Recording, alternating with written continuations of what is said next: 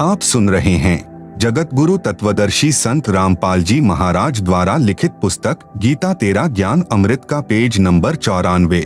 इस श्लोक गीता अध्याय 13 श्लोक 31 में भी यही स्पष्ट किया है कि वह परमात्मा अनादि होने से, निर्गुण होने से प्रत्येक प्राणी के शरीर में यानी सूर्य जैसे घड़े में स्थित होने पर भी न तो कुछ करता है, क्योंकि सब कार्य परमात्मा की शक्ति करती है। जैसे घड़े के जल में सूर्य दिखाई देता है, उससे जल गर्म हो रहा है, वह सूर्य करता नहीं दिखाई देता, उसकी उष्णता कर रही है। सूर्य कुछ नहीं करता दिखता और न परमात्मा उस शरीर में लिप्त होता है, जैसे सूर्य घड़े के जल में लिप्त नहीं होता। गीता अध्याय 13 श्लोक 32 में भी यही प्रमाण है। गीता अध्याय 13 श्लोक 33 में आत्मा और शरीर की स्थिति बताई है। गीता अध्याय 13 श्लोक 34 में गीता ज्ञान दाता ने अपने से अन्य परमेश्वर की जानकारी दी है।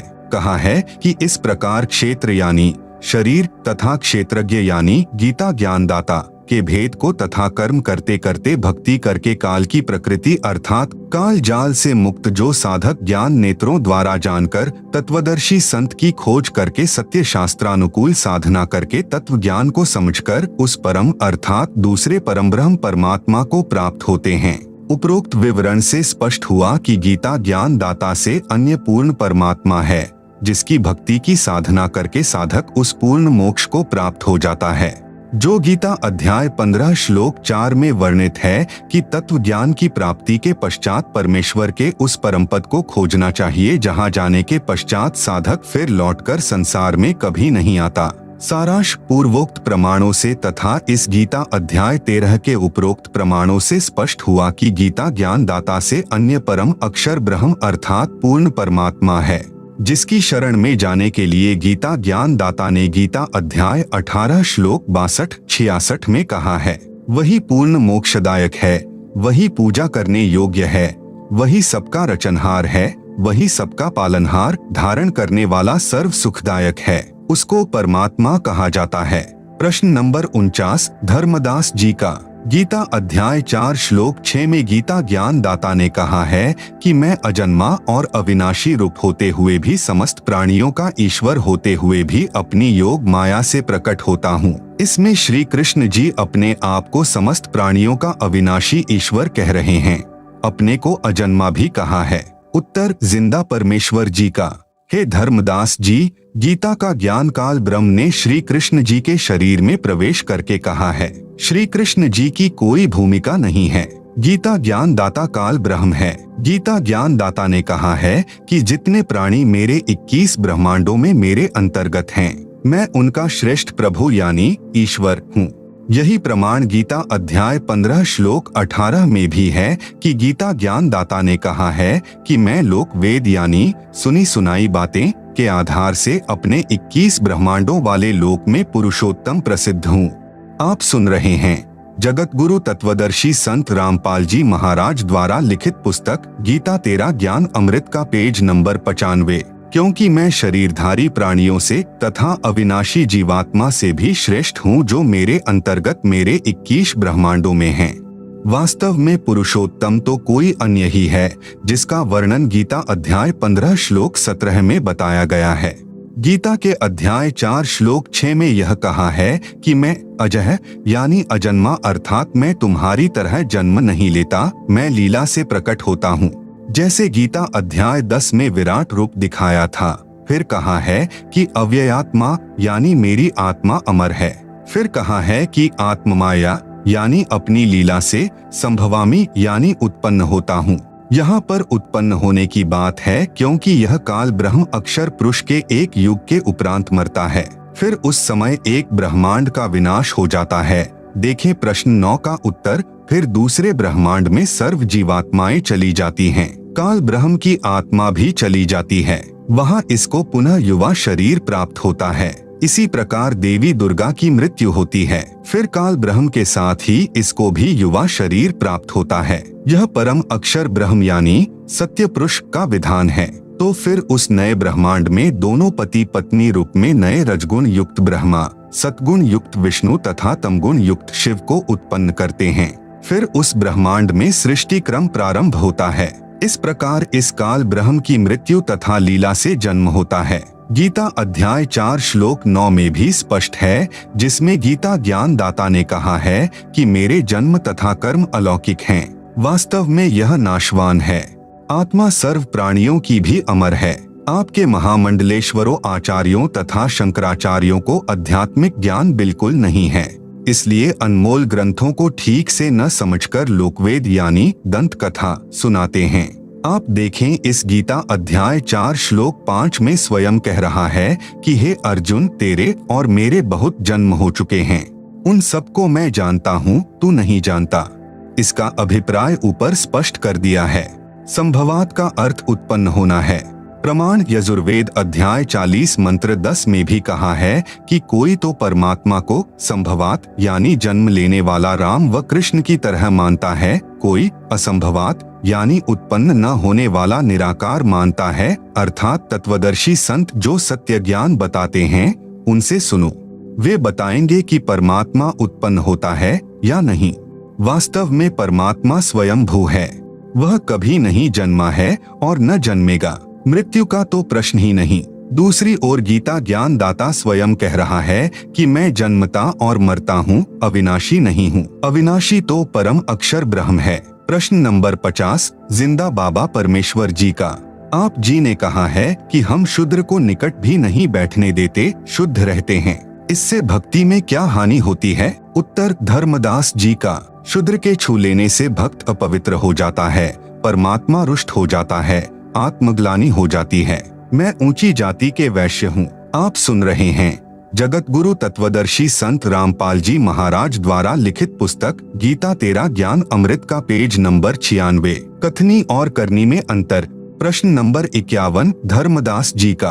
हे जिंदा, यह तो सत्य ही है कि शूद्र से दूरी बनाए रखने से भक्त की पवित्रता बनी रहती है, क्या आप नहीं मानते? उत्तर बाबा जिंदा का। यह शिक्षा किसने दी? धर्मदास जी ने कहा, हमारे धर्मगुरु बताते हैं, आचार्य शंकराचार्य तथा ब्राह्मण बताते हैं। परमेश्वर कबीर जी ने धर्मदास को बताया। उस समय तक धर्मदास जी को ज्ञान नहीं था कि आपसे वार्ता करने वाला ही कबीर जुलाहा है, कि कबीर जुलाहा एक बार स्वामी रामानंद पंडित जी के साथ तोताद्रिक नामक स्थान पर सत्संग भंडारे में गया। वह स्वामी रामानंद जी का शिष्य है। सत्संग में मुख्य पंडित आचार्यों ने सत्संग में बताया कि भगवान राम ने शूद्र भीलनी के झूठे बेर खाए। भगवान तो समदर्शी थे, वे तो प्रेम से प्रसन्न होते हैं। भक्त को ऊंचे नीचे का अंतर नहीं देखना चाहिए, श्रद्धा देखी जाती है। लक्ष्मण ने सबरी को शूद्र जानकर ग्लानि करके बेर नहीं खाए, फेंक दिए। बाद में वे बेर संजीवन बूटी बने। रावण के साथ युद्ध में लक्ष्मण मूर्छित हो गया। तब हनुमान जी द्रोणागिरी पर्वत को उठाकर लाए, जिस पर संजीवन बूटी उन झूठे बेरों से उगी थी। उस बूटी को खाने से लक्ष्मण सचेत हुआ, जीवन रक्षा हुई। शबरी की भगवान के प्रति ऐसी श्रद्धा थी। किसी की श्रद्धा को ठेस नहीं पहुंचानी चाहिए। सत्संग के तुरंत बाद लंगर यानी भोजन भंडारा शुरू हुआ। पंडितों ने पहले ही योजना बना रखी थी कि स्वामी रामानंद ब्राह्मण के साथ शूद्र जुलाहा कबीर आया है। वह स्वामी रामानंद का शिष्य है। रामानंद जी के साथ खाना खाएगा, हम ब्राह्मणों का अपमान होगा, इसलिए 2 स्थानों पर लंगर शुरू कर दिया। जो पंडितों के लिए भंडार था, उसमें खाना खाने के लिए एक शर्त रखी कि जो पंडितों वाले भंडारे में खाना खाएगा उसको वेदों के 4 मंत्र सुनाने होंगे। जो मंत्र नहीं सुना पाएगा वह सामान्य भंडारे में भोजन खाएगा। उनको पता था कि कबीर जुलाहा काशी वाला तो अशिक्षित है, उसको वेद मंत्र कहाँ से याद हो सकते हैं। सब पंडित जी 4 वेद मंत्र सुनाकर पंडितों वाले भोजन भंडारे में प्रवेश कर रहे थे। पंक्ति लगी थी, उसी पंक्ति में कबीर जुलाहा यानी धानक भी खड़ा था। वेद मंत्र सुनाने की कबीर जी की बारी आई। थोड़ी दूरी पर एक भैंसा यानी झोटा घास चर रहा था। कबीर जी ने भैंसे को पुकारा, कहा कि हे भैंस पंडित, कृपया यहाँ आइएगा। भैंसा दौड़ा दौड़ा आया, कबीर जी के पास आकर खड़ा हो गया।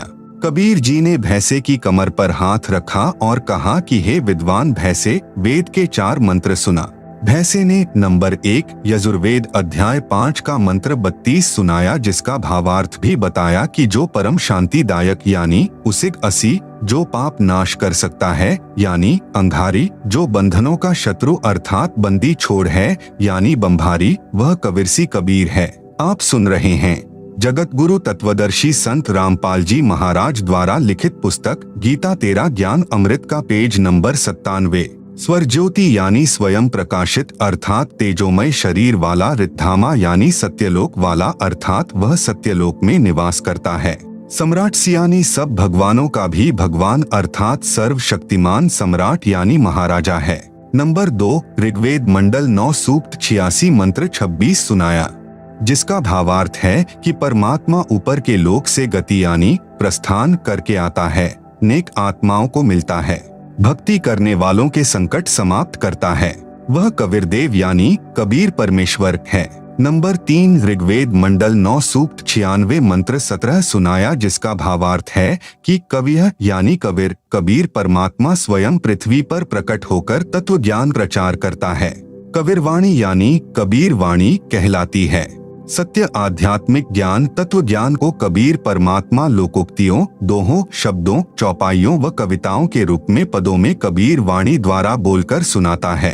नंबर 4 ऋग्वेद मंडल 9 सूक्त 94 मंत्र 1 भी सुनाया, जिसका भावार्थ है कि परमात्मा कवियों की तरह आचरण करता हुआ पृथ्वी पर एक स्थान से दूसरे स्थान जाता है। भैंसा फिर बोलता है कि भोले पंडितों, जो मेरे पास इस पंक्ति में जो मेरे ऊपर हाथ रखे खड़ा है, यह वही परमात्मा कबीर है जिसे लोग कवि कहकर पुकारते हैं। इन्हीं की कृपा से मैं आज मनुष्यों की तरह वेद मंत्र सुना रहा हूँ। कबीर परमेश्वर जी ने कहा कि भैंसा पंडित, आप पंडितों वाले लंगर में प्रवेश करके भोजन ग्रहण करें। मैं तो शूद्र हूँ, अशिक्षित हूँ, इसलिए आम जनता के लिए लगे लंगर में भोजन करने जाता हूँ। उसी समय सर्व पंडित जो भैंसे को वेद मंत्र बोलते देखकर एकत्रित हो गए थे, कबीर जी के चरणों में गिर गए तथा अपनी भूल की क्षमा याचना की। परमेश्वर कबीर जी ने कहा, करनी तज कथनी कथे, अज्ञानी दिन रात कुकर ज्यों भौंकत फिरे सुनी सुनाई बात। सत्संग में तो कह रहे थे कि भगवान रामचंद्र जी ने शूद्र जाति की शबरी भीलनी के झूठे बेर रुचि रुचि खाए, कोई छुआछूत नहीं की और स्वयं को तुम परमात्मा से भी उत्तम मानते हो, कहते हो करते नहीं, एक दूसरे से सुनी सुनाई बात कुत्ते की तरह भौंकते रहते हो। सर्व उपस्थित पंडितों सहित हजारों की संख्या में कबीर जुलाहे के शिष्य बने, दीक्षा ली, शास्त्र विरुद्ध भक्ति त्याग कर शास्त्र विधि अनुसार भक्ति शुरू की, आत्म कल्याण कराया। हे धर्मदास, यही बात आप कह रहे हो कि हम शूद्र को पास भी नहीं बैठने देते। आप सुन रहे हैं जगत गुरु तत्वदर्शी संत रामपाल जी महाराज द्वारा लिखित पुस्तक गीता तेरा ज्ञान अमृत का पेज नंबर 98। धर्मदास बहुत शर्मसार हुआ, परंतु परमात्मा की शिक्षा को अपने ऊपर व्यंग्य समझकर खींच गया तथा कहा कि हे जिंदा, आपकी जली भूनी बातें अच्छी नहीं लगती, आपको बोलने की सभ्यता नहीं है, कहते हो कि कुत्ते की तरह सुनी सुनाई बातें तुम सब भौंकते फिरते हो। यह कहकर धर्मदास जी ने मुंह बना लिया, नाराजगी जाहिर की। परमात्मा जिंदा रूप में अंतर ध्यान हो गए। चौथी बार अंतर ध्यान हो गए तो धर्मदास का जीना मुश्किल हो गया, पछाड़ खा खा कर रोने लगा। उस दिन फिर वृंदावन में धर्मदास से परमात्मा की वार्ता हुई थी। इस प्रकार परमेश्वर कबीर जी कुल मिलाकर 6 बार अंतर ध्यान हुए, तब धर्मदास की अक्ल ठिकाने आई। वृंदावन मथुरा से चलकर धर्मदास रोता हुआ अपने गांव बांधवगढ़ की ओर वापस चल पड़ा। धर्मदास जी ने 6 महीनों का कार्यक्रम तीर्थों पर भ्रमण का बना रखा था। वह 15 दिन में ही वापस घर आ गया। गरीब दास जी ने अपनी अमृतवाणी में कहा है, तहाँ वहाँ रोवत है धर्मनी नागर, कहाँ गए मेरे सुख के सागर। अति वियोग हुआ हमसे ती, जैसे निर्धन की लुट जाए खेती। हम तो जाने तुम देह स्वरूपा, हमरी बुद्धि अंध गहर कूपा। कल्प करे और मन में रोवे, दशों दिशा को वो मग जो है। बेग मिलो कर हूँ अपघाता, मैं ना जीवू सुनो विधाता। जब धर्मदास जी बांधवगढ़ पहुँचा, उस समय बहुत रो रहा था। घर में प्रवेश करके मुंह के बल गिरकर फूट फूट कर रोने लगा। उसकी पत्नी का नाम आमिनी देवी था। अपने पति को रोते देखकर तथा समय से पूर्व वापस लौटा देखकर मन मन में विचार किया कि लगता है भक्त जी को किसी ने लूट लिया है। धन न रहने के कारण वापस लौट आया है। धर्मदास जी के पास बैठकर अपने हाथों आंसू पोंछती हुई बोली, क्यों कच्चा मन कर रहे हो? कोई बात नहीं, किसी ने आपकी यात्रा का धन लूट लिया। आपके पास धन की कमी थोड़े है और ले जाना, अपनी तीर्थ यात्रा पूरी करके आना, मैं मना थोड़े करूंगी। कुछ देर बाद दृढ़ मन करके धर्मदास जी ने कहा कि आमिनी देवी, यदि रुपए पैसे वाला धन लुट गया होता तो मैं और ले जाता। मेरा ऐसा धन लुट गया है जो शायद अब नहीं मिलेगा। वह मैंने अपने हाथों अपनी मूर्खता से गवाया है। जिंदा महात्मा से हुई सर्वज्ञान चर्चा तथा जिंदा बाबा से सुनी सृष्टि रचना आमिनी देवी को सुनाया। सर्वज्ञान प्रमाणों सहित देखकर आमिनी ने कहा कि सेठ जी, आप तो निपुण व्यापारी थे, कभी घाटे का सौदा नहीं करते थे। इतना प्रमाणित ज्ञान फिर भी आप नहीं माने, साधु को तो नाराज होना ही था। कितनी बार आपको मिले बच्चे की तरह समझाया, आपने उस दाता को क्यों ठुकराया? धर्मदास ने कहा, आमिनी, जीवन में पहली बार हानि का सौदा किया है। यह हानि अब पूर्ति नहीं हो पावेगी। आप सुन रहे हैं जगत गुरु तत्वदर्शी संत रामपाल जी महाराज द्वारा लिखित पुस्तक गीता तेरा ज्ञान अमृत का पेज नंबर 99। वह धन नहीं मिला तो मैं जीवित नहीं रह पाऊंगा। धर्मदास जी को सतलोक में ले जाना। 6 महीने तक परमेश्वर जिंदा नहीं आए। धर्मदास रो रो अकुलाए, खाना नाम मात्र रह गया। दिन में कई बार घंटों रोना, शरीर सूखकर कांटा हो गया। एक दिन धर्मदास जी से आमिनी देवी ने पूछा कि हे स्वामी, आपकी यह हालत मुझसे देखी नहीं जा रही है। आप विश्वास रखो, जब पहले कितनी बार आए हैं तो अब की बार भी आएंगे। धर्मदास ने कहा कि इतना समय पहले कभी नहीं लगाया। लगता है मुझ पापी से बहुत नाराज हो गए हैं। बात भी नाराजगी की है। मैं महामूर्ख हूँ आमिनी देवी, अब मुझे उनकी कीमत का पता चला है। भोले भाले नजर आते हैं, वे परमात्मा के विशेष कृपा पात्र हैं। इतना ज्ञान देखा न सुना। आमिनी ने पूछा कि उन्होंने बताया हो कि वे कैसे कैसे मिलते हैं, कहाँ कहाँ जाते हैं? धर्मदास जी ने कहा कि वे कह रहे थे कि मैं वहाँ अवश्य जाता हूँ जहाँ पर धर्म भंडारे यानी लंगर होते हैं, वहाँ लोगों को ज्ञान समझाता हूँ। आमिनी देवी ने कहा कि आप भंडारा कर दो, हो सकता है कि जिंदा बाबा आ जाए। धर्मदास जी बोले कि मैं तो 3 दिन का भंडारा करूंगा। आमिनी देवी पहले तो कंजूसी करती थी। धर्मदास 3 दिन का भंडारा कहता था तो वह 1 दिन पर अड़ जाती थी, परंतु उस दिन आमिनी ने तुरंत हाँ कर दी कि कोई बात नहीं, आप 3 दिन का भंडारा करो। धर्मदास जी ने दूर दूर तक 3 दिन के भोजन भंडारे का संदेश भिजवा दिया, साधुओं का निमंत्रण भिजवा दिया। निश्चित दिन को भंडारा प्रारंभ हो गया। 2 दिन बीत गए, साधु महात्मा आए, ज्ञान चर्चा होती रही, परंतु जो ज्ञान जिंदा बाबा ने बताया था उसका उत्तर किसी के पास नहीं पाया। धर्मदास जी जानबूझकर साधुओं से प्रश्न करते थे कि क्या ब्रह्मा विष्णु शिव का भी जन्म होता है? उत्तर वही घिसा पिटा मिलता कि इनके कोई माता पिता नहीं हैं। इससे धर्मदास को स्पष्ट हो जाता कि वह जिंदा महात्मा नहीं आया है। वेश बदलकर आता तो भी ज्ञान तो सही बताता। तीसरे दिन भी दोपहर तक में जिंदा बाबा नहीं आए। धर्मदास जी ने दृढ़ निश्चय करके कहा कि यदि आज जिंदा बाबा नहीं आए तो मैं आत्महत्या करूंगा। ऐसे जीवन से मरना भला। परमात्मा तो अंतर्यामी हैं। जान गए कि आज भक्त पक्का मरेगा। उसी समय कुछ दूरी पर कदम्ब का पेड़ था, उसके नीचे उसी जिंदा वाली वेशभूषा में बैठे धर्मदास को दिखाई दिए। धर्मदास दौड़कर गया, ध्यानपूर्वक देखा, जिंदा महात्मा के गले से लग गया, अपनी गलती की क्षमा मांगी, कभी ऐसी गलती न करने का बार बार वचन किया। तब परमात्मा धर्मदास के घर में गए। आमिनी तथा धर्मदास दोनों ने बहुत सेवा की, दोनों ने दीक्षा ली। आप सुन रहे हैं जगत गुरु तत्वदर्शी संत रामपाल जी महाराज द्वारा लिखित पुस्तक गीता तेरा ज्ञान अमृत का पेज नंबर 100।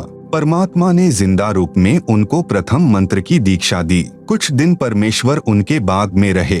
फिर एक दिन धर्मदास ने ऐसी ही गलती कर दी। परमात्मा अचानक गायब हो गए। धर्मदास जी ने अपनी गलती को घना यानी बहुत महसूस किया। खाना पीना त्याग दिया। प्रतिज्ञा कर ली कि जब तक दर्शन नहीं दोगे पीना खाना बंद। धर्मदास शरीर से बहुत दुर्बल हो गए। उठा बैठा भी नहीं जाता था। छठे दिन परमात्मा आए, धर्मदास को अपने हाथों उठाकर गले से लगाया, अपने हाथों खाना खिलाया। धर्मदास ने पहले चरण धोकर चरणामृत लिया, फिर ज्ञान चर्चा शुरू हुई। धर्मदास जी ने पूछा कि आप जी को इतना ज्ञान कैसे हुआ? परमेश्वर जी ने कहा कि मुझे सतगुरु मिले हैं, वे काशी शहर में रहते हैं, उनका नाम कबीर है, वे तो स्वयं परमेश्वर हैं, सतगुरु का रूप बनाकर लीला कर रहे हैं, जुलाहे का कार्य करते हैं। उन्होंने मुझे सतलोक दिखाया, वह लोक सबसे न्यारा है, वहाँ जो सुख है वह स्वर्ग में भी नहीं है। सदाबहार फलदार वृक्ष, सुंदर बाग, दूध की नदियाँ बहती हैं, सुंदर नर नारी रहते हैं, वे कभी वृद्ध नहीं होते, कभी मृत्यु नहीं होती। जो सतगुरु से तत्व ज्ञान सुनकर सत्य नाम की प्राप्ति करके भक्ति करता है वह उस परमधाम को प्राप्त करता है। इसी का वर्णन गीता अध्याय 15 श्लोक 4 में भी है। धर्मदास जी ने हठ करके कहा कि हे महाराज, मुझे वह अमर लोक दिखाने की कृपा करें ताकि मेरा विश्वास दृढ़ हो। परमेश्वर जी ने कहा कि आप भक्ति करो, जब शरीर त्याग कर जाएगा तो उस लोक को प्राप्त करेगा। धर्मदास जी के अधिक आग्रह करने पर परमेश्वर जिंदा ने कहा कि चलो आपको सत्यलोक ले चलता हूँ। धर्मदास की आत्मा को निकालकर ऊपर सत्यलोक में ले गए। परमेश्वर के दरबार के द्वार पर एक संतरी खड़ा था। जिंदा बाबा के रूप में खड़े परमेश्वर ने द्वारपाल से कहा कि धर्मदास को परमेश्वर के दर्शन कराकर लाओ। द्वारपाल ने एक अन्य हंस, सतलोक में भक्त को हंस कहते हैं, से कहा कि धर्मदास को परमेश्वर के सिंहासन के पास ले जाओ, सत्यपुरुष के दर्शन कराकर लाओ। वहाँ पर बहुत सारे हंस यानी भक्त तथा हंसनी यानी नारी भक्तमती इकट्ठे होकर नाचते गाते धर्मदास जी को सम्मान के साथ लेकर चले। सब हंसों तथा नारियों ने गले में सुंदर मालाएं पहन रखी थी। उनके शरीर का प्रकाश 16 सूर्यों के समान था। जब धर्मदास जी ने तख्त यानी सिंहासन पर बैठे सत्य पुरुष जी को देखा तो वही स्वरूप था जो धरती पर जिंदा बाबा के रूप में था, परंतु यहाँ पर परमेश्वर के एक रोम यानी शरीर के बाल का प्रकाश करोड़ सूर्यों तथा करोड़ चंद्रमा के प्रकाश से भी कहीं अधिक था। जिंदा रूप में नीचे से गए परमात्मा तख्त पर विराजमान अपने ही दूसरे स्वरूप पर चवर करने लगा। धर्मदास ने सोचा कि जिंदा तो इस परमेश्वर का सेवक होगा, परंतु सूरत मिलती जुलती है। कुछ देर में तख्त पर बैठा परमात्मा खड़ा हुआ तथा जिंदा सिंहासन पर बैठ गया। आप सुन रहे हैं जगत गुरु तत्वदर्शी संत रामपाल जी महाराज द्वारा लिखित पुस्तक गीता तेरा ज्ञान अमृत का पेज नंबर 101। तेजोमय शरीर वाले प्रभु जिंदा के शरीर में समा गया। धर्मदास शर्म के मारे पानी पानी हो गया।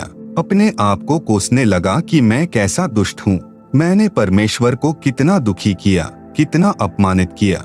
मुझे वहाँ विश्वास नहीं हुआ। जब दर्शन कराकर सतलोक के भक्त वापस लाए, 3 दिन तक परमात्मा के सत्यलोक में रहा। उधर से धर्मदास को 3 दिन से अचेत देखकर घर, गांव तथा रिश्तेदार व मित्र बांधवगढ़ में धर्मदास जी के घर पर इकट्ठे हो गए। कोई झाड़ फूंक करा रहा था, कोई वैद्य से उपचार करा रहा था, परंतु सब उपाय व्यर्थ हो चुके थे। किसी को आशा नहीं रही थी कि धर्मदास जिंदा हो जाएगा।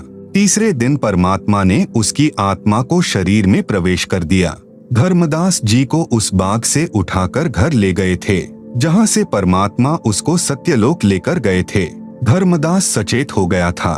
धर्मदास जी सचेत होते ही उस बाग में उसी स्थान पर गए तो वही परमात्मा जिंदा बाबा के रूप में बैठे थे। धर्मदास जी चरणों में गिर गए और कहने लगे, हे प्रभु, मुझ अज्ञानी को क्षमा करो प्रभु, अवगुण मेरे बाप जी, बख्सो गरीब निवाज, जो मैं पूत कुपुत हूँ, बहुर पिता को लाज। मुझे विश्वास नहीं हो रहा था कि आप परमात्मा हैं, आप परम अक्षर ब्रह्म हैं।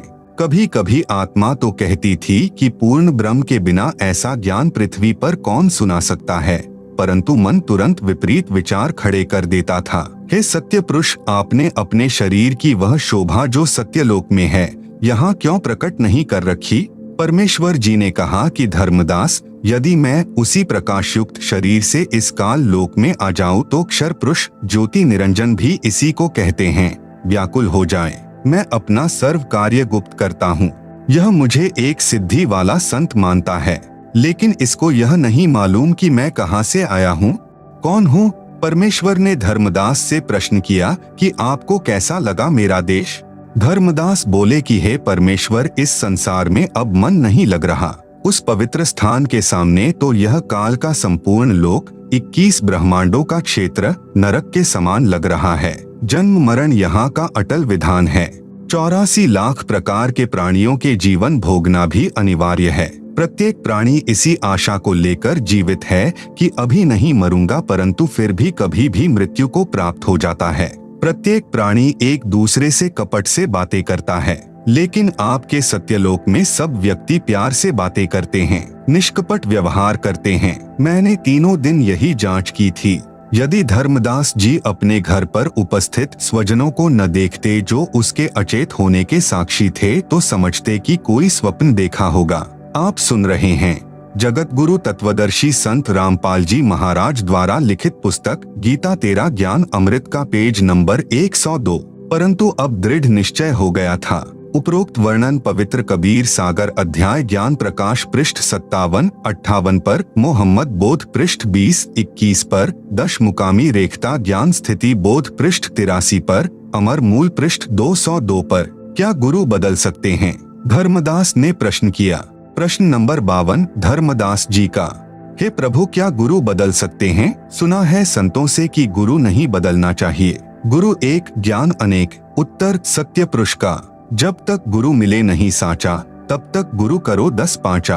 कबीर झूठे गुरु के पक्ष को, तजत न लागै वार, द्वार न पावे मोक्ष का, रह वार का वार। भावार्थ, जब तक सच्चा गुरु यानी सतगुरु न मिले, तब तक गुरु बदलते रहना चाहिए, चाहे कितने ही गुरु क्यों न बनाने पड़े और बदलने पड़े। झूठे गुरु को तुरंत त्याग देना। कबीर डूबे थे पर उभरे, गुरु के ज्ञान चमक, बेड़ा देखा जर्जरा, उतर चले फड़क। भावार्थ, जिस समय मुझे सत्य गुरु मिले, उनके ज्ञान के प्रकाश से पता चला कि हमारा ज्ञान और समाधान यानी साधना गलत है, तो ऐसे गुरु बदल दिया जैसे किसी डर से पशु फड़क कर बहुत तेज दौड़ता है, और जैसे रात्रि में सफर कर रहे यात्रियों को सुबह प्रकाश में पता चले कि जिस नौका में हम सवार हैं उसमें पानी प्रवेश कर रहा है और साथ में सुरक्षित और साबुत नौका खड़ी है, तो समझदार यात्री जिसने कोई नशा न कर रखा हो, वह तुरंत फूटी नौका को त्याग कर साबुत यानी लीक प्रूफ नौका में बैठ जाता है।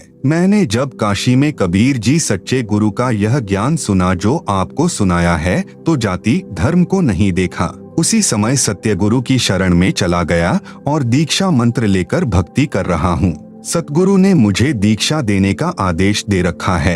हे धर्मदास, विचार कीजिए, यदि एक वैद्य से रोगी स्वस्थ नहीं होता तो क्या अन्य डॉक्टर के पास नहीं जाता? धर्मदास ने कहा कि जाता है, जाना भी चाहिए, जीवन रक्षा करनी चाहिए। परमेश्वर ने कहा कि इसी प्रकार मनुष्य जन्म जीव कल्याण के लिए मिलता है। जीव को जन्म मरण का दीर्घ रोग लगा है।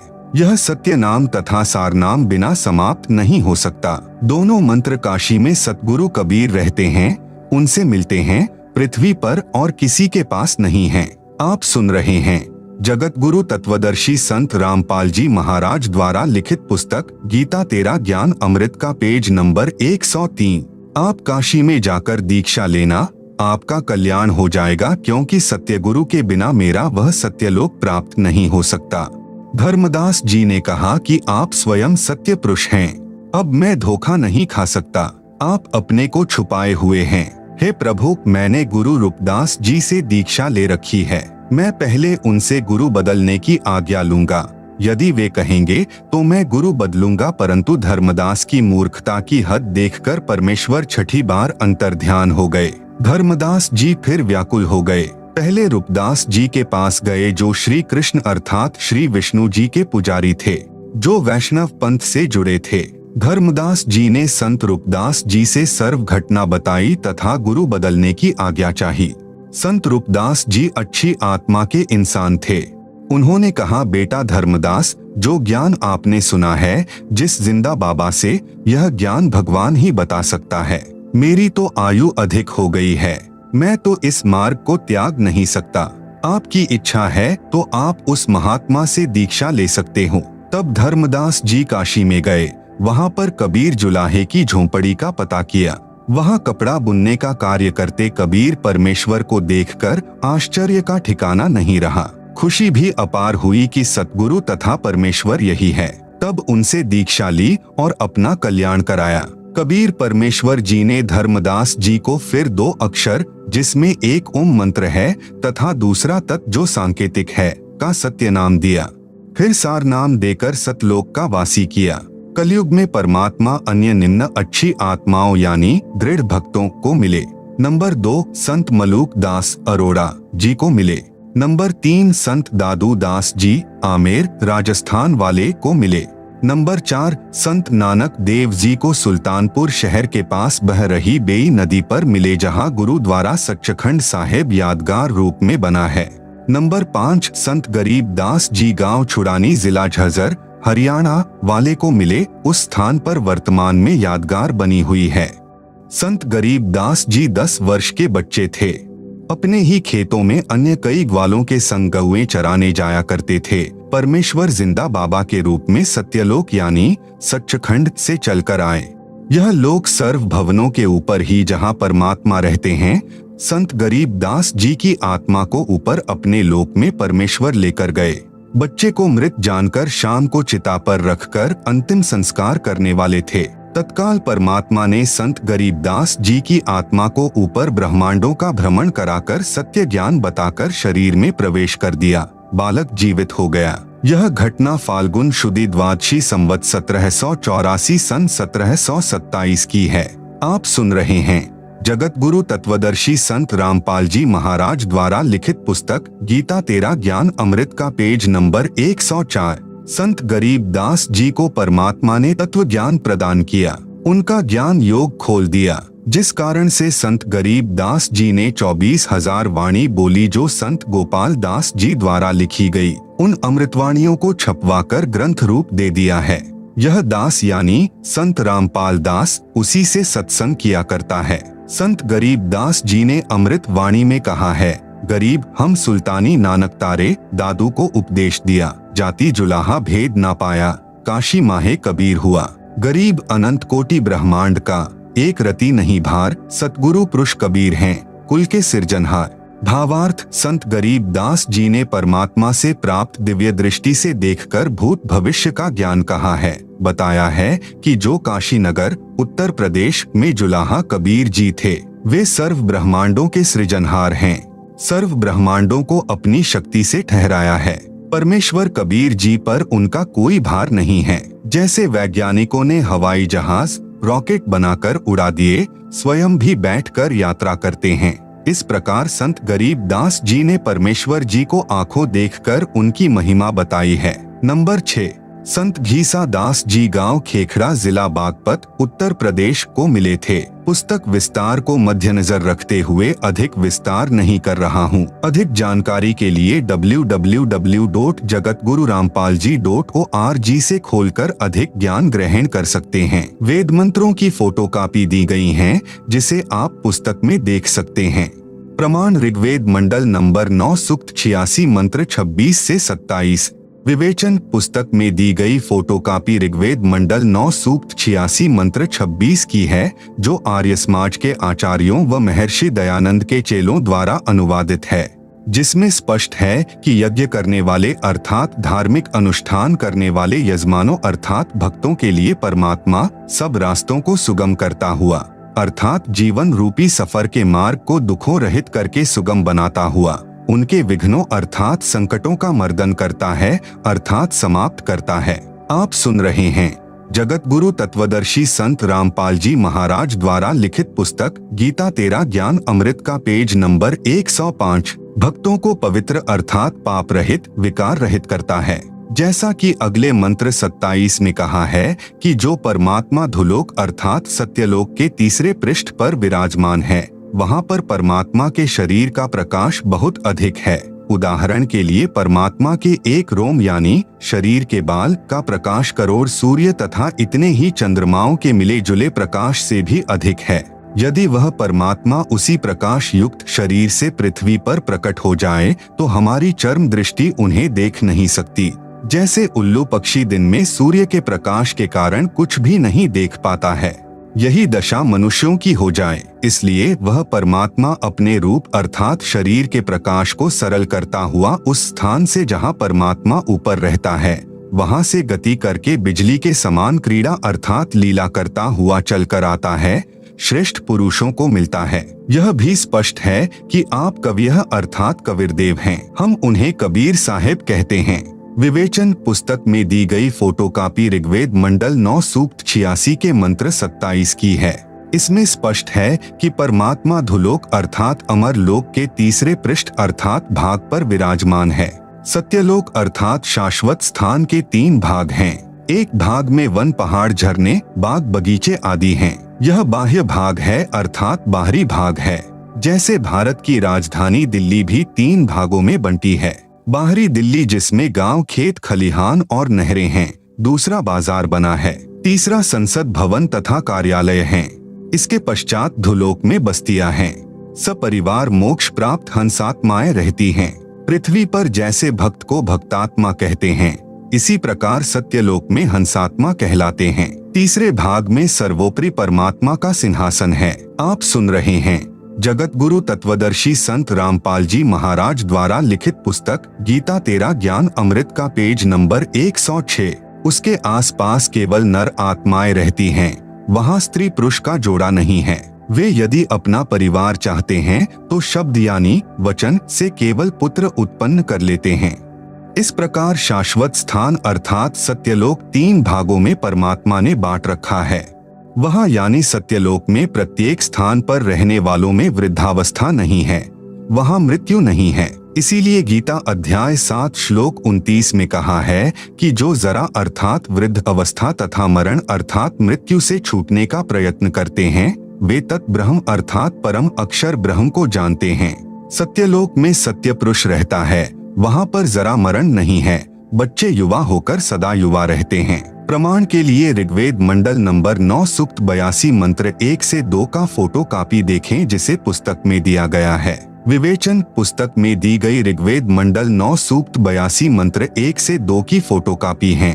यह अनुवाद महर्षि दयानंद जी के दिशा निर्देश से उन्हीं के चेलों ने किया है और सार्वदेशिक आर्य प्रतिनिधि सभा दिल्ली से प्रकाशित है। आप सुन रहे हैं जगत गुरु तत्वदर्शी संत रामपाल जी महाराज द्वारा लिखित पुस्तक गीता तेरा ज्ञान अमृत का पेज नंबर 107। इनमें स्पष्ट है कि मंत्र 1 में कहा है सर्व की उत्पत्ति करने वाला परमात्मा तेजोमय शरीर युक्त है, पापों को नाश करने वाला और सुखों की वर्षा करने वाला अर्थात सुखों की झड़ी लगाने वाला है। वह ऊपर सत्यलोक में सिंहासन पर बैठा है जो देखने में राजा के समान है। यही प्रमाण सूक्ष्म वेद में है कि अर्श कुर्श पर सफेद गुमट है जहाँ परमेश्वर का डेरा, श्वेत छत्र सिर मुकुट विराजे देखत न उस चेहरेनु। यही प्रमाण बाइबल ग्रंथ तथा कुरान शरीफ में है कि परमात्मा ने 6 दिन में सृष्टि रची और 7वें दिन ऊपर आकाश में तख्त अर्थात सिंहासन पर जा विराजा। बाइबल के उत्पत्ति ग्रंथ अध्याय 2 श्लोक 26 से 30 तथा कुरान शरीफ की सूरत फुरकानी 25 आयत 52 से 59 में है। वह परमात्मा अपने अमर धाम से चलकर पृथ्वी पर शब्द वाणी से ज्ञान सुनाता है। वह वर्णीय अर्थात आदरणीय श्रेष्ठ व्यक्तियों को प्राप्त होता है, उनको मिलता है। जैसे नंबर 1 संत धर्मदास जी बांधवगढ़ मध्य प्रदेश वाले को मिले, नंबर 2 संत मलूक दास जी को मिले, नंबर 3 संत दादू दास जी को आमेर राजस्थान में मिले, नंबर 4 संत नानक देव जी को मिले, नंबर 5 संत गरीब दास जी गांव छुड़ानी जिला झज्जर हरियाणा वाले को मिले, नंबर 6 संत घीसा दास जी गांव खेखड़ा जिला बागपत उत्तर प्रदेश वाले को मिले, नंबर 7 संत जम्भेश्वर जी बिश्नोई धर्म के प्रवर्तक को गांव समराथल राजस्थान वाले को मिले। वह परमात्मा अच्छी आत्माओं को मिलते हैं। जो परमात्मा के दृढ़ भक्त होते हैं उन पर परमात्मा का विशेष आकर्षण होता है। उदाहरण भी बताया है कि जैसे विद्युत अर्थात आकाशीय बिजली स्नेह वाले स्थानों को आधार बनाकर गिरती है, जैसे कांसी धातु पर बिजली गिरती है। पहले कांसी धातु के कटोरे, गिलास, थाली, बेले आदि आदि होते थे। वर्षा के समय तुरंत उठाकर घर के अंदर रखा करते थे। वृद्ध कहते थे कि कांसी के बर्तन पर बिजली अमूमन गिरती है। इसी प्रकार परमात्मा अपने प्रिय भक्तों पर आकर्षित होकर मिलते हैं। मंत्र नंबर 2 में तो यह भी स्पष्ट किया है कि परमात्मा उन अच्छी आत्माओं को उपदेश करने की इच्छा से स्वयं महापुरुषों को मिलते हैं। उपदेश का भावार्थ है कि परमात्मा तत्व ज्ञान बताकर उनको दीक्षा भी देते हैं। उनके सतगुरु भी स्वयं परमात्मा होते हैं। यह भी स्पष्ट किया है कि परमात्मा अत्यंत गतिशील पदार्थ अर्थात बिजली के समान तीव्रगामी होकर हमारे धार्मिक अनुष्ठानों में आप पहुंचते हैं। आप जी ने पीछे पढ़ा कि संत धर्मदास को परमात्मा ने यही कहा था कि मैं वहां पर अवश्य जाता हूं जहां धार्मिक अनुष्ठान होते हैं, क्योंकि मेरी अनुपस्थिति में काल कुछ भी उपद्रव कर देता है, जिससे साधकों की आस्था परमात्मा से छूट जाती है। मेरे रहते वह ऐसी गड़बड़ नहीं कर सकता। आप सुन रहे हैं जगत गुरु तत्वदर्शी संत रामपाल जी महाराज द्वारा लिखित पुस्तक गीता तेरा ज्ञान अमृत का पेज नंबर 108। इसीलिए गीता अध्याय 3 श्लोक 15 में कहा है कि वह अविनाशी परमात्मा जिसने ब्रह्म को भी उत्पन्न किया सदा ही यज्ञों में प्रतिष्ठित है, अर्थात धार्मिक अनुष्ठानों में उसी को इष्ट रूप में मानकर आरती स्तुति करनी चाहिए। इस ऋग्वेद मंडल 9 सूक्त 82 मंत्र 2 में यह भी स्पष्ट किया है कि आप कविर्वेदस्य यानी कविर्देव है, जो सर्व को उपदेश देने की इच्छा से आते हो। आप पवित्र परमात्मा हैं। हमारे पापों को छुड़वाकर अर्थात नाश करके हे अमर परमात्मा आप हमको सुख दें और द्युतम वसाना निर्निजम परियसी यानी हम आपकी संतान हैं। हमारे प्रति वह वात्सल्य वाला प्रेम भाव उत्पन्न करते हुए उसी निर्निजम यानी सुंदर रूप को परियासी यानी उत्पन्न करें, अर्थात हमारे को अपने बच्चे जानकर जैसे पहले और जब चाहें तब आप अपनी प्यारी आत्माओं को प्रकट होकर मिलते हैं, उसी तरह हमें भी दर्शन दें। प्रमाण के लिए ऋग्वेद मंडल नंबर 9 सूक्त 96 मंत्र 16 से 20 का फोटो कॉपी देखें, जिसे पुस्तक में दिया गया है। ऋग्वेद मंडल 9 सूक्त 96 के मंत्र 16 में कहा है कि हे परमात्मन आप अपने श्रेष्ठ गुप्त नाम का ज्ञान कराएं। उस नाम को मंत्र 17 में बताया है कि वह कविया यानी कविर्देव है। आप सुन रहे हैं जगत गुरु तत्वदर्शी संत रामपाल जी महाराज द्वारा लिखित पुस्तक गीता तेरा ज्ञान अमृत का पेज नंबर 109 मंत्र नंबर 17 की केवल हिंदी शिशुम जज्ञानम हरियंतम यानी परमेश्वर जानबूझकर तत्व ज्ञान बताने के उद्देश्य से शिशु रूप में प्रकट होता है। उनके ज्ञान को सुनकर मरुतो गणेन यानी भक्तों का बहुत बड़ा समूह उस परमात्मा का अनुयायी बन जाता है। मृजंती शुमयंती वहिन वह ज्ञान बुद्धिजीवी लोगों को समझ आता है। वे उस परमेश्वर की स्तुति भक्ति तत्व ज्ञान के आधार से करते हैं। वह भक्ति वहिन यानी शीघ्र लाभ देने वाली होती है।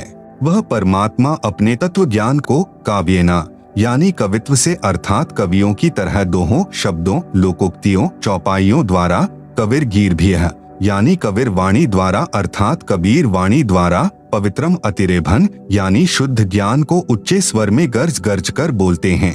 वह कवियः यानी कवि की तरह आचरण करने वाला कविरदेव संत यानी संत रूप में प्रकट सोम यानी अमर परमात्मा होता है। ऋग्वेद मंडल 9 सूक्त 96 मंत्र 17 विशेष इस मंत्र के मूल पाठ में 2 बार कवियः शब्द है। आर्य समाज के अनुवादकर्ताओं ने एक कवियः का अर्थ ही नहीं किया है। ऋग्वेद मंडल 9 सूक्त 96 मंत्र 18 का फोटो कॉपी दिया गया है, जिसे आप पुस्तक में देख सकते हैं। विवेचन पुस्तक में दी गई ऋग्वेद मंडल 9 सूक्त 96 मंत्र 18 की फोटो कॉपी है, जिसका अनुवाद महर्षि दयानंद जी के अनुयायियों ने किया है। सार्वदेशिक आर्य प्रतिनिधि सभा दिल्ली द्वारा अनुवादित है।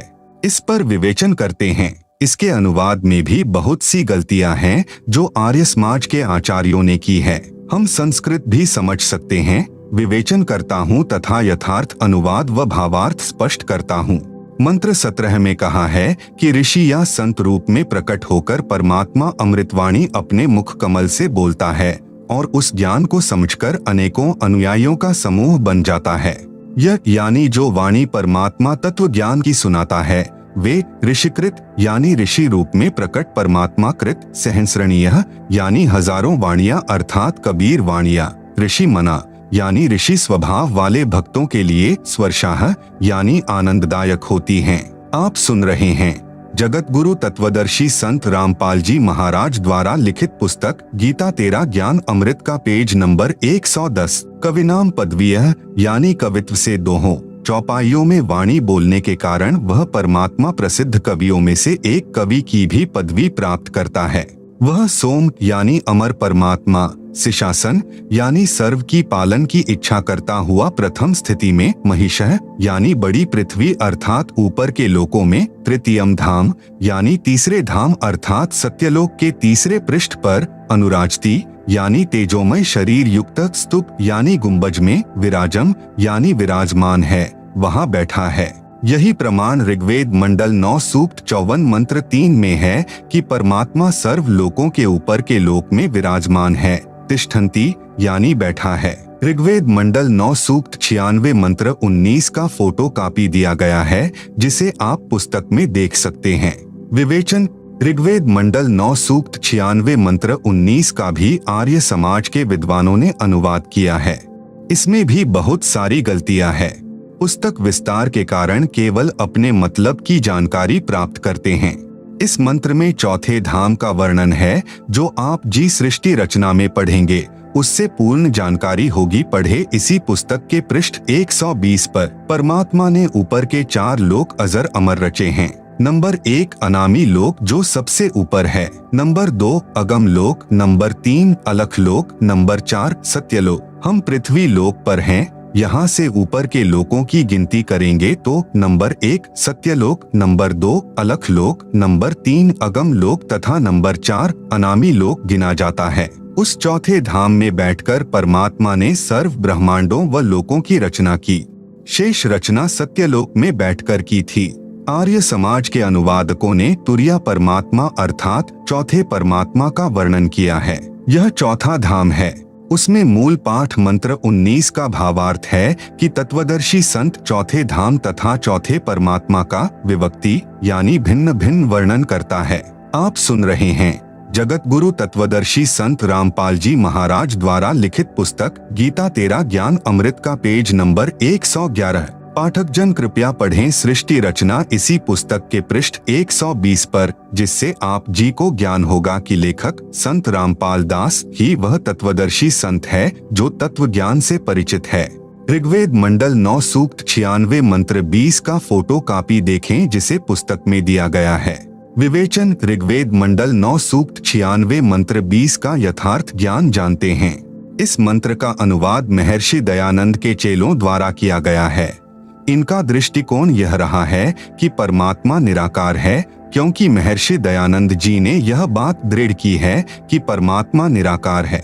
इसलिए अनुवादक ने सीधे मंत्र का अनुवाद घुमा फिराकर किया है। जैसे मूल पाठ में लिखा है, मर्य न शुभः तन्वा मृजानः अत्यः न श्रित्वा सने धनानाम वृषेव यूथा परिकोशम अर्शन कनिकृदत चंबोह आविवेश। अनुवाद जैसे मर्यः न यानी मनुष्य सुंदर वस्त्र धारण करता है, ऐसे परमात्मा मनुष्य के समान शुभः तन यानी सुंदर शरीर, मृजानः यानी धारण करके, अत्यः यानी अत्यंत गति से चलता हुआ, सने धनानाम यानी भक्ति धन के धनियों अर्थात पुण्यात्माओं को सने यानी प्राप्ति के लिए आता है। यूथा वृषेव यानी जैसे एक समुदाय को उसका सेनापति प्राप्त होता है, ऐसे वह परमात्मा संत व ऋषि रूप में प्रकट होता है तो उसके बहुत संख्या में अनुयायी बन जाते हैं और परमात्मा उनका गुरु रूप में मुखिया होता है। वह परमात्मा परिकोशम यानी प्रथम ब्रह्मांड में, अर्शन यानी प्राप्त होकर अर्थात आकर, कनिकृदत यानी ऊंचे स्वर में सत्य ज्ञान उच्चारण करता हुआ, चंबोह यानी पृथ्वी खंड में, अविवेश यानी प्रविष्ट होता है। भावार्थ जैसे पूर्व में वेद मंत्रों में कहा है कि परमात्मा ऊपर के लोक में रहता है, वहां से गति करके अपने रूप को अर्थात शरीर के तेज को सरल करके पृथ्वी पर आता है। इस ऋग्वेद मंडल 9 सूक्त 96 मंत्र 20 में उसी की पुष्टि की है। कहा है कि जैसे मनुष्य वस्त्र धारण करता है, ऐसे अन्य शरीर धारण करके परमात्मा मानव रूप में पृथ्वी पर आता है और धनानाम यानी दृढ़ भक्तों यानी अच्छी पुण्यात्माओं को प्राप्त होता है, उनको वाणी उच्चारण करके तत्व ज्ञान सुनाता है। आप सुन रहे हैं जगत गुरु तत्वदर्शी संत रामपाल जी महाराज द्वारा लिखित पुस्तक गीता तेरा ज्ञान अमृत का पेज नंबर 112। विवेचन ये ऋग्वेद मंडल 9 सूक्त 96 मंत्र 16 से 20 की फोटो कॉपियां हैं। जिनका हिंदी अनुवाद महर्षि दयानंद सरस्वती आर्य समाज प्रवर्तक के दिशानिर्देश से उनके आर्य समाजी चेलों ने किया है। यह अनुवाद कुछ कुछ ठीक है, अधिक गलत है। पहले अधिक ठीक या कुछ कुछ गलत था जो मेरे द्वारा शुद्ध करके विवेचन में लिख दिया है। अब अधिक गलत को शुद्ध करके लिखता हूँ। ऋग्वेद मंडल 9 सूक्त 96 मंत्र 16 में कहा है कि हे परमात्मा, आपका जो गुप्त वास्तविक चारु यानी श्रेष्ठ नाम यानी नाम है उसका ज्ञान कराएं। प्रिय पाठकों, जैसे भारत के राजा को प्रधानमंत्री कहते हैं, यह उनकी पदवी का प्रतीक है। उनका वास्तविक नाम कोई अन्य ही होता है। जैसे पहले प्रधानमंत्री जी पंडित जवाहरलाल नेहरू जी थे। जवाहरलाल उनका वास्तविक नाम है। इस मंत्र 16 में कहा है कि हे परमात्मा, आपका जो वास्तविक नाम है वह सोत्रिम्य यानी उपासना करने का, स्वायुध यानी स्वचालित शस्त्र के समान, पूयमान यानी अज्ञान रूपी गंध को नाश करके पापनाशक है। आप अपने उस सत्य मंत्र का हमें ज्ञान कराएं। देव सोम यानी हे अमर परमेश्वर, आपका वह मंत्र श्वासों द्वारा नाक आदि गाह यानी इंद्रियों से, वासुम अभि यानी श्वास उश्वास से जपने से, सप्तिरिव यानी सप्तिह इव यानी विद्युत जैसी गति से अर्थात शीघ्रता से, अभिवाजम यानी भक्ति धन से परिपूर्ण करके, श्रवस्यामी यानी ऐश्वर्य को तथा मोक्ष को प्राप्त कराइए। प्रिय पाठकों से निवेदन है कि इस ऋग्वेद मंडल 9 सूक्त 96 मंत्र 16 के अनुवाद में बहुत सी गलतियां थी जो शुद्ध कर दी हैं। प्रमाण के लिए मूल पाठ में अभिवाजम शब्द है, इसका अनुवाद नहीं किया गया है। इसके स्थान पर अभिगमय शब्द का अर्थ जोड़ा है जो मूल पाठ में नहीं है। विवेचन ऋग्वेद मंडल 9 सूक्त 96 मंत्र 17 के अनुवाद में भी बहुत गलतियां हैं जो आर्य समाजियों द्वारा अनुवादित है। अब शुद्ध करके लिखता हूँ। जैसा कि पूर्वोक्त ऋग्वेद मंडल 9 सूक्त 86 तथा 82 के मंत्रों में प्रमाण है कि परमात्मा अपने शाश्वत स्थान से जो धूलोक के तीसरे स्थान पर विराजमान है, वहां से चलकर पृथ्वी पर जानबूझकर किसी खास उद्देश्य से प्रकट होता है। परमात्मा सर्व ब्रह्मांडों में बसे प्राणियों की परवरिश 3 स्थिति में करते हैं। नंबर 1, परमात्मा ऊपर सत्यलोक अर्थात अविनाशी धाम में सिंहासन यानी तख्त पर बैठकर सर्व ब्रह्मांडों का संचालन करते हैं। नंबर 2, जब चाहे साधु संत के रूप में अपने शरीर का तेज सरल करके अच्छी आत्माओं को मिलते हैं। नंबर 3, प्रत्येक युग में किसी जलाशय में खिले कमल के फूल पर नवजात शिशु का रूप बनाकर प्रकट होते हैं। वहां से निसंतान दंपति अपने घर ले जाते हैं। आप सुन रहे हैं जगत गुरु तत्वदर्शी संत रामपाल जी महाराज द्वारा लिखित पुस्तक गीता तेरा ज्ञान अमृत का पेज नंबर 113। बचपन से ही वह परमात्मा अपना वास्तविक भक्ति ज्ञान, जिसे तत्व ज्ञान भी कहते हैं, चौपाइयों, दोहों, साखियों व कविताओं के रूप में सुनाते हैं। जैसे सन 1398 विक्रम संवत 1455 में परमात्मा अपने निज स्थान से चलकर भारतवर्ष के काशी शहर के बाहर लहरतारा नामक जलाशय में कमल के फूल पर शिशु रूप धार कर प्रकट हुए थे। वहां से नीरू नीमा जुलाहा दंपति अपने घर ले गए थे। धीरे धीरे परमात्मा बड़े हुए। कबीर वाणी बोलकर ज्ञान सुनाया था। प्रमाण ऋग्वेद मंडल 9 सूक्त 1 मंत्र 9 में है, जो आर्य समाज के आचार्यों द्वारा अनुवादित है। उसमें भी कुछ गलती है, अधिक नहीं। कृपया पढ़े यह ऋग्वेद मंडल 9 सूक्त 1 मंत्र 9 की फोटोकॉपी जिसे पुस्तक में दिया गया है। विवेचन पुस्तक में दी गई फोटो कॉपी ऋग्वेद मंडल 9 सूक्त 1 मंत्र 9 की है। इसमें स्पष्ट है कि सोम यानी अमर परमात्मा जब शिशु रूप में प्रकट होता है तो उसकी परवरिश की लीला कुंवारी गायों यानी अभि अधन्या धेनुवह द्वारा होती है। यही प्रमाण कबीर सागर के अध्याय ज्ञान प्रकाश में है कि जिस परमेश्वर कबीर जी को नीरू नीमा अपने घर ले गए, तब शिशु रूपधारी परमात्मा ने न अन्न खाया न दूध पिया। फिर स्वामी रामानंद जी के बताने पर एक कुंवारी गाय अर्थात एक बछिया नीरू लाया। उसने तत्काल दूध दिया। उस कुंवारी गाय के दूध से परमेश्वर की परवरिश की लीला हुई थी। कबीर सागर लगभग 600 वर्ष पहले का लिखा हुआ है। ऋग्वेद मंडल 9 सूक्त 1 मंत्र 9 के अनुवाद में कुछ गलती की है। जैसे अभिअधन्या का अर्थ अहिंसनीय कर दिया, जो गलत है। हरियाणा प्रांत के जिला रोहतक में गांव धनाना में लेखक का जन्म हुआ, जो वर्तमान में जिला सोनीपत में है। इस क्षेत्र में जिस गाय ने गर्भ धारण न किया हो तो कहते हैं कि यह धनाई नहीं है, यह बिना धनाई है। यह अपभ्रंश शब्द है। एक गाय के लिए अधनी शब्द है, बहुवचन के लिए अधन्या शब्द है।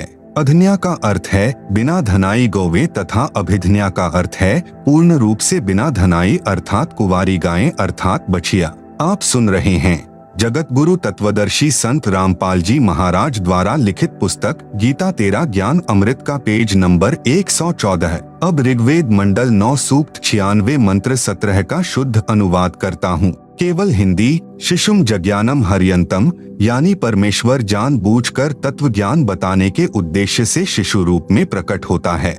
उनके ज्ञान को सुनकर मरुतो गणेन यानी भक्तों का बहुत बड़ा समूह उस परमात्मा का अनुयायी बन जाता है। मृजंती शुम्यंती वहिन, यानी वह ज्ञान बुद्धिजीवी लोगों को समझाता है।